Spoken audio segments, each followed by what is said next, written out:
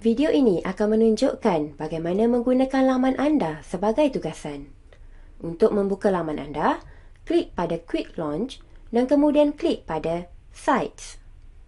Klik 2 kali pada laman untuk membuka laman tersebut.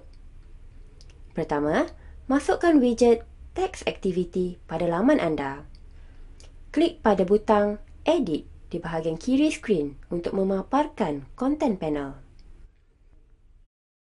Kemudian, hasilkan tab baru yang diberi nama Assignment pada laman anda.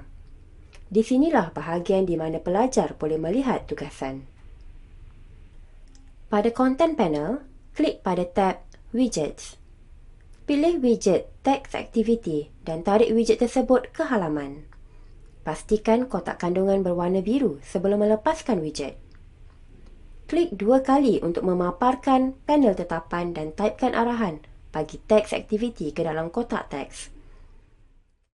Seterusnya, kita ingin pelajar menggunakan widget File Drop bersama dengan widget teks. Seretkan widget teks ke halaman dan lepaskan apabila kotak kandungan berwarna biru. Klik 2 kali pada sampel teks yang terpapar pada kotak kandungan. Typekan arahan ke dalam kotak teks di bahagian kiri skrin.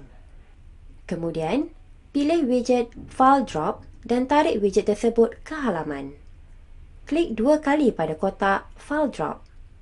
Di sebelah kiri, pilih tetapan bagi paparan untuk pelajar di dalam widget File Drop. Group. Pengguna boleh melihat dan memuat turun semua fail yang telah dimuat naik. Individual. Pengguna hanya boleh melihat fail yang dimuat naik oleh pengguna tersebut sahaja. Sekiranya anda ingin membenarkan pelajar memadamkan fail selepas dimuat naik, tandakan kotak ini. Klik pada butang Save Changes dan klik pada butang X untuk menutup mod edit. Kini, laman ini sedia digunakan sebagai tugasan.